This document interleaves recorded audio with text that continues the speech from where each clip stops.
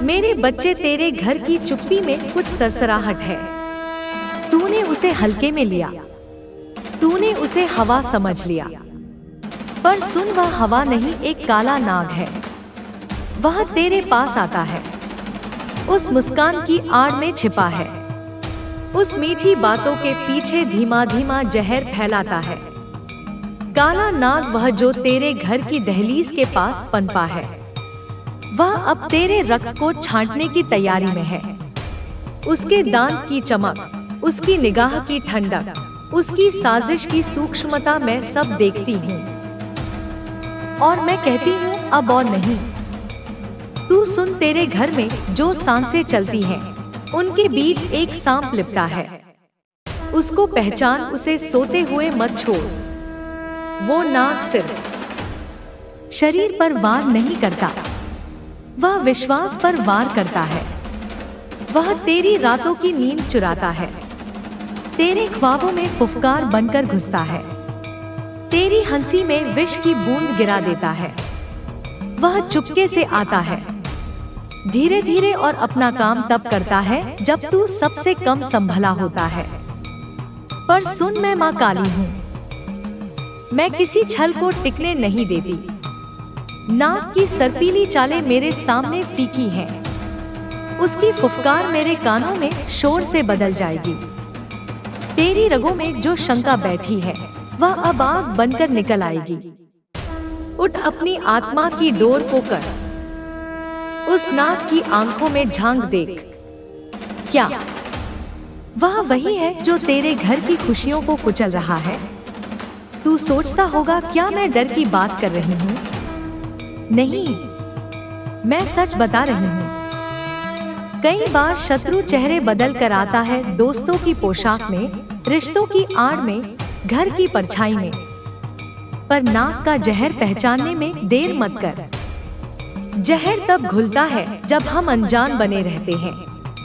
मैं यहाँ देखती हूँ कैसे वह नाग तेरे घर की रोशनी को थाम के रखता है, कैसे उसके कदम तेरे बच्चों की हंसी पर भारी पड़ते हैं, कैसे वह छोटी छोटी बातों में काट डालता है। एक फुसफुसाहट, एक झूठी मुस्कान, एक कपावट जो धीरे धीरे बड़ी खाई बन जाती है। पर अब माँ कहती है, इतनी भी जगह नहीं। नोट कर, उस नाग की हर चाल मेरे द्वारा देखी जा चुकी है। वह जहाँ लिपटा है वहाँ मैं आग फेंक दूंगी। पर पहले तू आंखें खोल। मैं नहीं चाहती कि तू अंधाधुंध उछल पड़े। मैं चाहती हूँ कि तू जागे। जाग कर देख, कौन तेरे आसपास जल्दी जल्दी छिपता है, किसकी बातें तेरे दिल को बेचैन कर देती हैं, किसकी मुस्कान में देह नहीं बल्कि छल झंकता है। जागना ही पहला कदम है और जागने वाले के साथ माँ चलती है। देख, एक रात की हवा, एक अचानक बंद किया गया दरवाजा, उस मेज पर पड़ा अधूरा कप, उस बातचीत का टुकड़ा जो बीच में रह गया।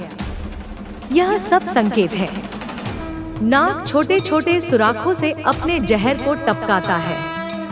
यह सुराख तुझे बता रहे हैं कि कुछ ठीक नहीं, पर तूने उन्हें अनसुना कर दिया।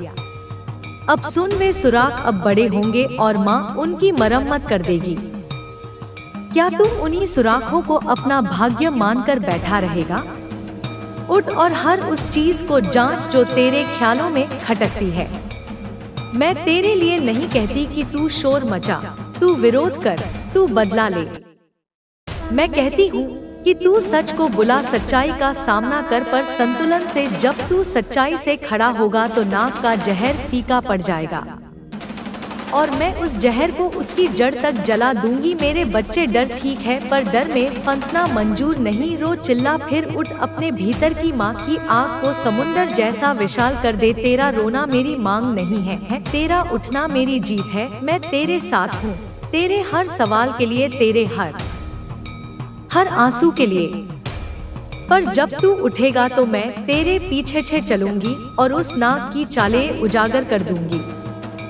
और जो नाग सोचता है कि वह चुपके से तुझे डसेगा, सुन ले, उसकी वह जवान चाल, उसकी वह जहर भरी फुफकार सब मेरे हाथों में आएगी।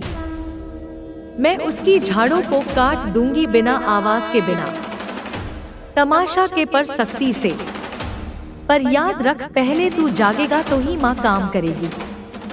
अब उठ, अपनी आंखें खोल, अपने घर की दीवारें देख, अपनी आत्मा की रोशनी फिर जगा। उस काले नाग की परछाई को पहचान और उसे टक्कर दे, पर माँ की तरह बुद्धि के साथ, माँ की तरह धैर्य के साथ। जब तू यह करेगा तो तेरे घर की हर रोशनी फिर खिल उठेगी। तू मेरा बेटा है, तेरी रगों में मेरी आंध है। अब दिखा दे कि तू किस मिट्टी का बना है। और देख नाग, जब मान जाएगा तब तेरी हंसी लौटेगी। मेरे बच्चे, अब समय है जागने का। नाग की चाल चाहे कितनी भी फुर्तीली हो, माँ की निगाह उससे तेज है। उठ और देख, क्योंकि जब तू सच को पकड़ लेगा तब माँ की आग उस नाग का सिर मोड़ देगी। अब मैं तेरे साथ चलकर उस नाग का पीछा करूंगी। मैं उसकी परछाई के पीछे जाऊंगी, उसके सांस के बजरंगी स्वर को सुनूंगी, उसकी चाल की हर खड़हराई उखाड़ कर रख दूंगी। पर पहले तू सुन, जागो, क्योंकि जागना ही पहली तलवार है। काले नाग, तूने सोचा होगा कि तेरी चालें अनदेखी रह जाएंगी। अब मैं तेरे मुख पर अपना दीपक रख दूंगी और तेरी सूरत उजागर हो जाएगी। तू रात के उस कोने की कल्पना कर जहां रोशनी कम है पर शोर ज्यादा। वहां एक परछाई हिलती है। वह परछाई किसी के कदमों की नहीं, किसी की नियत की है। उसने निगाहें तेरे परिवार के खजाने पर टिकाई है। प्यार, भरोसा, सम्मान। वह धीरे धीरे उन चीजों को चाटता है और पीछे पीछे तेरी आत्मा पर बंदिश डाल देता है। पर मैं तेरे घर की छतों पर चढ़कर उसकी सांसों को सूंघ लूंगी। उसकी हर फुफकार मेरे कान तक पहुंचेगी और तब मैं कहूंगी, अब काफी हुआ। और जब मैं कहूंगी तो सच की धूप उसकी हर छाया में फैल, उसकी हर फुफकार मेरे कान तक पहुंचेगी। और तब मैं कहूंगी, अब काफी हुआ। और जब मैं कहूंगी तो सच की धूप उसकी हर छाया में फैल जाएगी। तू सोचता है कि तेरी चालें छुपी रहेंगी? नहीं, जो छिपता है वह खुद अपनी कब्र खोदता है। मेरे लाल नाग का जहर कई तरह का होता है। कभी वह शक के रूप में आता है, कभी वह तुम्हारे पैसों की लालसा में, कभी वह तेरे रिश्तों की छोटी छोटी दरारों में घुस जाता है। वह उन छोटे छोटे झटकों से पोषण पाता है। एक चिट्ठी, एक अधूरा वादा, एक टाल मटोल की बात, यह छोटे छोटे वार मिलकर बड़ी चोट बन जाते हैं। पर सुन, हर कार्ड की परत मैं खरो कर खोल दूंगी। मैं तेरे घर की सारी दीवारों में अपना दीपक जला दूंगी। उसकी परछाई जहां भी छिपेगी, रोशनी उसे नंगा कर देगी।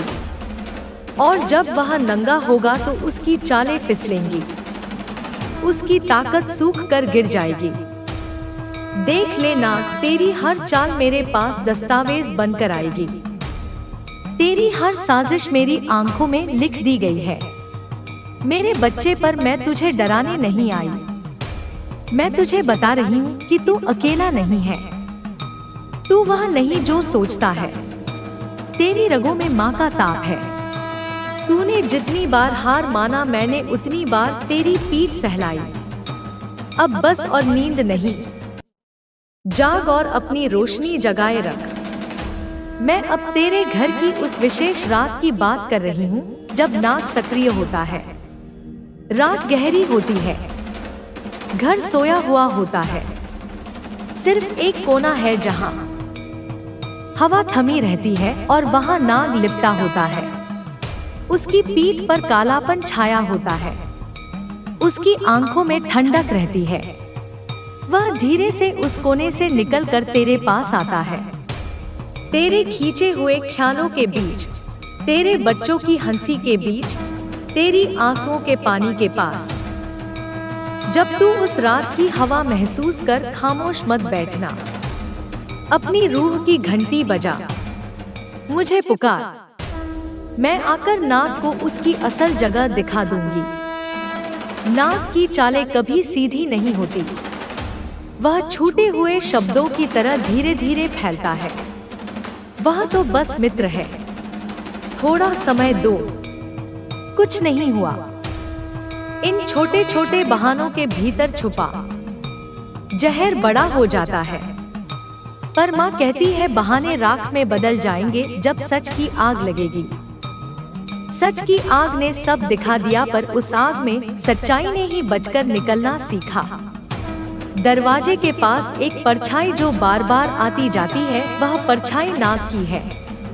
वह परीक्षण की परछाई है। पर जब माँ ने उस परछाई को सच की रोशनी दी तो वह परछाई खुद के रंग बदलने लगी। जो धोखा था वह मूर्त रूप में उजागर हुआ और लोग जो पहले विश्वासघाती थे अब शर्म से झुक गए। देखा तूने, छोटे छोटे संकेत मिलते हैं पर वे मिलकर बड़े संकट बन जाते हैं। पर माँ का दीपक हर जगह जला रहेगा। माँ की आग हर परछाई को भांप लेगी। और जब माँ की आग काम करेगी तो नाग की पूंछ कट जाएगी, उसकी सांस थम जाएगी। पर सबसे पहले तू जागना चाहिए। मैं उन परछाइयों को नहीं छोड़ूंगी जो तेरे घर में नाग की तरह लिपटे हैं।